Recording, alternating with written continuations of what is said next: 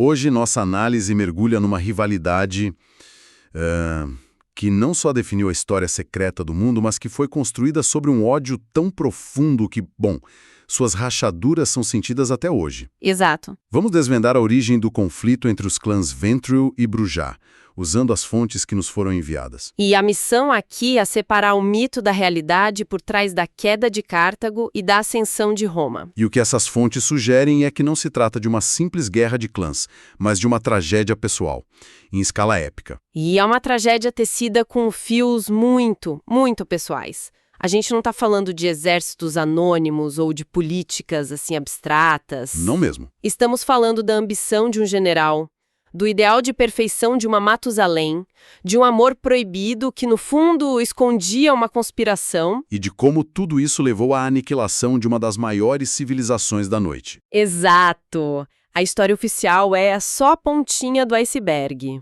Então, para a gente encontrar o coração dessa história, a gente precisa voltar bastante no tempo, lá para a Grécia Antiga. É lá que a gente encontra uma Ventrue de quarta geração, uma figura quase mítica que se autodenomina Ártemis. E ela tem um objetivo grandioso: criar a sociedade perfeita. Certo. E para isso ela estabelece 3 regras que se tornariam a espinha dorsal da filosofia Ventrue. A primeira é guiar a humanidade, mas sempre das sombras, sem nunca assumir o controle direto. A segunda regra é um complemento crucial: permitir que os humanos progridam apenas intervindo sutilmente para garantir que esse progresso, no fim, beneficie os governantes ocultos. E a terceira é uma lição de autopreservação, né? Ela se esconderia por trás do nome Ártemis, uma fachada, um símbolo. Uma lição de compaixão que ecoaria séculos depois na fundação da própria Máscara, a lei que esconde todos os vampiros da humanidade. E o laboratório dela para essa sociedade perfeita é Esparta. Exatamente. Um governo militarista, rígido, organizado, onde tudo funciona como uma máquina precisa.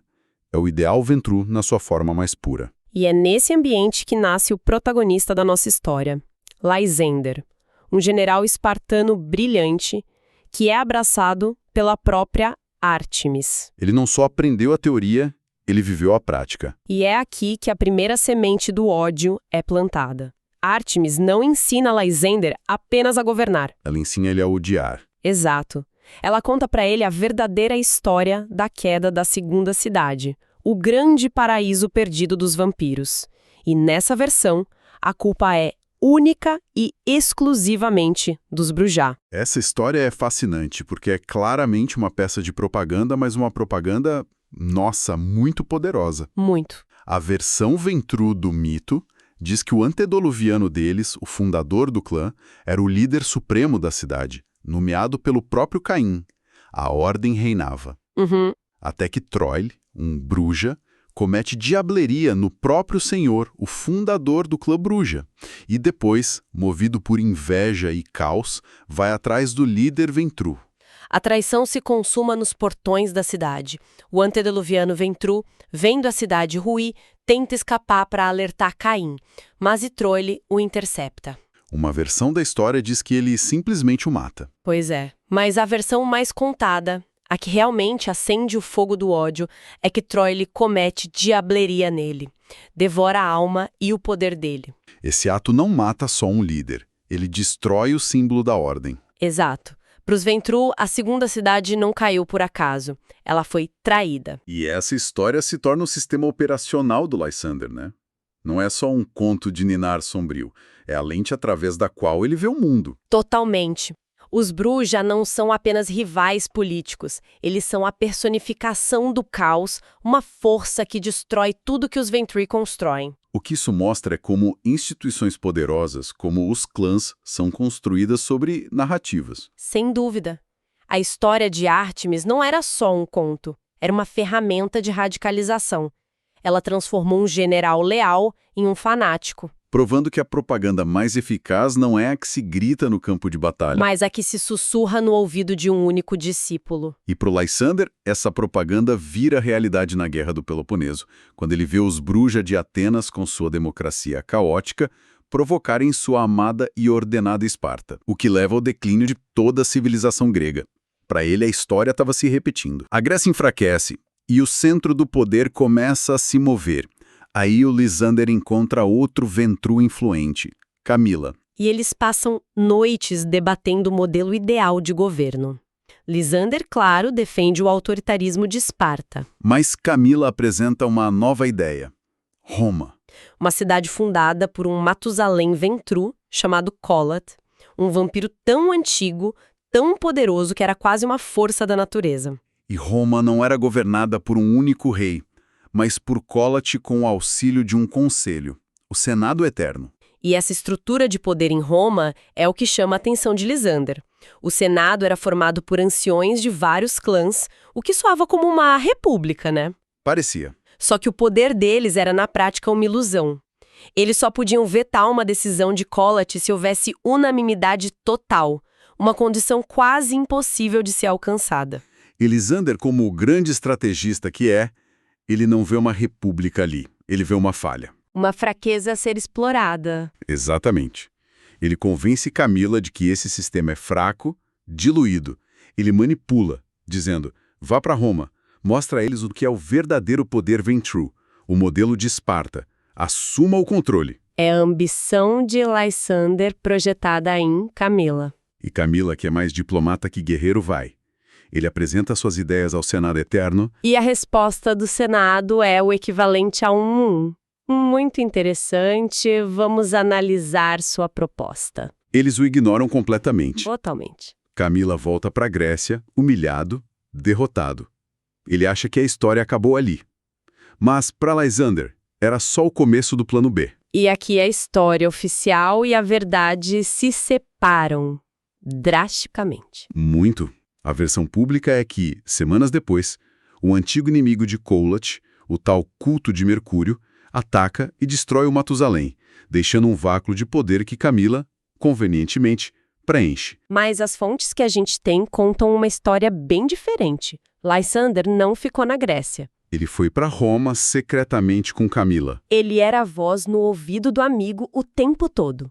Quando o plano diplomático falhou, eles executaram o golpe. Os dois, juntos, caçaram Colat, o destruíram e cometeram diableria nele. Eles culparam o culto de Mercúrio, uma cortina de fumaça perfeita, e tomaram o poder. Camila se tornou o príncipe de Roma. Mas Lysander era o poder por trás do trono. Era um pouco. Se eu entendi direito, Lysander não só manipulou o amigo para ir a Roma, mas ele estava lá o tempo todo, sendo o cérebro por trás de um golpe. Que terminou com o assassinato e diableria de outro Ventru de poder imenso. E agora esse usurpador está no poder? É uma traição num nível que, nossa, redefine as regras do clã. Redefine completamente. E mostra a natureza do Lysander. Para ele, o ideal Ventru, a ordem que ele aprendeu com Ártemis, justifica qualquer atrocidade, até mesmo contra os seus. Com Roma sob seu controle indireto, ele olha para o mapa e vê uma única grande ameaça no horizonte. Um lugar onde, segundo os rumores, os Brujá floresciam numa sociedade livre de regras, supostamente fazendo pactos com demônios. Cartago. Para Lysander, Cartago era Atenas de novo, mas numa escala muito maior e mais perigosa. Os rumores que chegam a Roma são alarmantes. Os Brujá de lá não respeitam a máscara, são governados por filósofos e, o pior de tudo, planejam se expandir pela Europa, ameaçando sua recém-conquistada Roma. E como bom general que ele não se contenta com rumores. Ele viaja para Cartago disfarçado. E o que ele vê lá confirma os piores medos dele. Ele vê uma sociedade que, para sua mente espartana, é a anarquia encarnada. Ele volta para Roma, convencido de que a guerra não é só uma opção, é uma necessidade existencial. Ele diz a Camila, nós precisamos destruir Cartago, agora. E é aqui que a história dá uma guinada inesperada. Camila, o príncipe de Roma, o Ventru no poder, se recusa. Ele hesita. Exato. E isso não faz sentido, né? Ele é um Ventru, mestre da manipulação. Como ele pôde hesitar em esmagar um rival que ameaçava a sociedade? O que poderia ser mais forte que a ambição, a lealdade ao clã e a influência do conselheiro mais próximo dele? A resposta não estava na política. estava no coração de Camila. Ele tinha um amante secreto. Um filósofo bruxa de Cartago chamado Sahar. E eles não eram apenas amantes, eram almas gêmeas intelectuais. Sahar tinha viajado para Roma para debater filosofia, ética, modelos de civilização. E no meio desses debates, eles se apaixonaram. Profundamente. A visão de Sahar de uma sociedade baseada na liberdade, na arte, na busca pelo conhecimento, era muito mais sedutora para Camila do que a rigidez militarista de Lysander. Então Camilo estava paralisado. Seu amor por Sahar o impedia de declarar guerra à cidade do amado. A lealdade dele estava completamente dividida. Exatamente. A guerra não podia começar enquanto Sahar estivesse na jogada. E então, de forma muito conveniente, Sahar recebe uma convocação do senhor dele para voltar a Cartago. E durante a viagem, seu barco afunda numa tempestade misteriosa no meio do Mediterrâneo. Ele desaparece, presumivelmente morto. É fascinante ver como a história se desenrola não só com exércitos e golpes de Estado, mas com debates filosóficos, estudos antropológicos. Essa camada de complexidade, de estratégia intelectual e criatividade é algo que atrai um perfil muito específico de pessoa, não acha? Sem dúvida. Quem se envolve com esse tipo de universo, como o de RPG, geralmente é mais criativo, mais inteligente e tem uma forte conexão com a leitura e com sistemas complexos. Exato. É um perfil que, curiosamente, combina muito com a disciplina e o foco necessários para estudar para provas e concursos. Combina mesmo. A mente que desenha uma estratégia para tomar Roma é a mesma que elabora um plano de estudos para passar numa prova difícil. Isso. E se esse é o caso de quem está nos ouvindo, se é um estudante que quer se preparar de verdade, seja para vestibular, concurso público, concurso militar, OAB ou residência médica, a dica é entrar agora em medicoub.com.br, baixar o app e aproveitar o maior banco de questões do Brasil. Tenho provas anteriores de todas as instituições, questões comentadas, resumos práticos, aulas completas e flashcards prontos para revisar onde e quando quiser. Com Sahar fora de cena, o principal obstáculo para a guerra desapareceu. Só que a história dele ainda guardava uma última e terrível reviravolta. Uma das teorias mais fortes sobre o desaparecimento aponta para uma Bali chamada Cibele, que odiava a influência de outros demônios em Cartago. E isso nos leva à grande revelação. Sahar não era um brujá. O quê? Como assim? Ele era um Bali. Um adorador de demônios disfarçado o tempo todo. Um agente infernal. Peraí. O amor dele com Camila não era só um romance proibido. Era uma operação de infiltração. Então, o romance inteiro era uma farsa. Uma operação de inteligência infernal. Exato. Isso muda tudo. Camila não foi só atraído no amor, ele foi o peão central na corrupção da própria cidade. Lysander estava certo sobre o perigo de Cartago o tempo todo, mesmo que pelos motivos errados. Precisamente. Com Sahar desaparecido e Camila de coração partido e manipulável, a guerra finalmente começa. Mas ainda há uma última peça a entrar no tabuleiro. Artemis, a senhora de Lysander. Ela estava em Turpur, na Sicília, mas é despertada pelo conflito. E como a grande inimiga dos Bruja, ela se junta à guerra, assumindo a liderança das legiões romanas. Imagino que a presença dela tenha sido decisiva. Uma Matusalém de quarta geração liderando o ataque. E aqui a história toma um rumo quase absurdo. Artemis, a arquiteta do ideal Ventrue, a vampira que manipulou a história por séculos, a semideusa da guerra. O que acontece? Morre.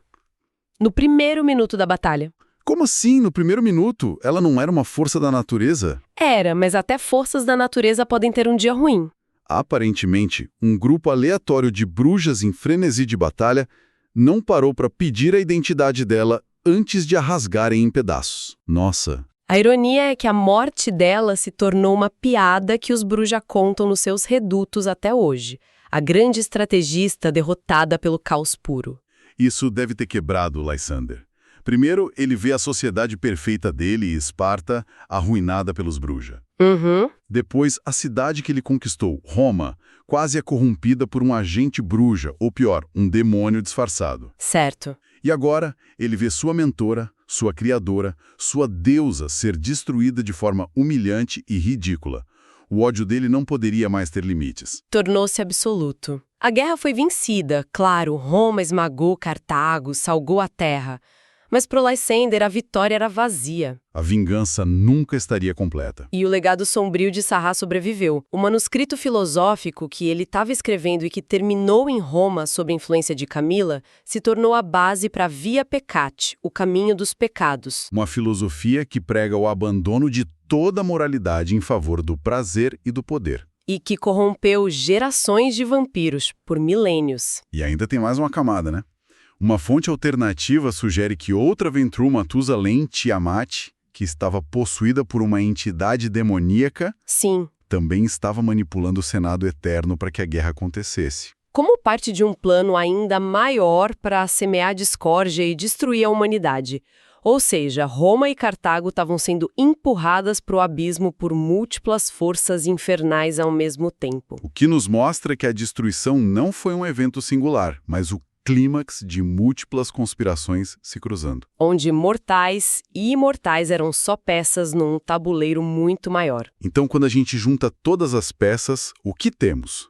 A destruição de Cartago e o ódio eterno entre Ventrue e Brujah não foram sobre política ou território. Não mesmo. Foram o resultado de uma história de fundação usada como ferramenta de radicalização, da ambição cega de um general, de um golpe de Estado sangrento, De um amor que era, na verdade, uma arma de guerra psicológica. e, por baixo de tudo, da mão invisível de forças infernais. Exatamente.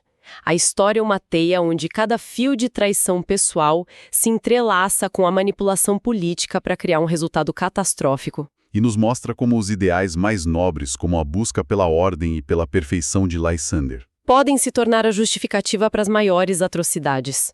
A estrada para o inferno, nesse caso, foi literalmente pavimentada com as melhores intenções de um Ventrue. Isso deixa uma pergunta no ar para a gente refletir. Considerando todas as camadas de manipulação, a de Artemis sobre Lysander, a de Lysander sobre Camila e a dos Balalis sobre todos eles, será que algum desses personagens estava realmente no controle do próprio destino? Ou eram todos apenas marionetes num jogo muito mais antigo e sinistro, movido por forças que eles mal conseguiam compreender?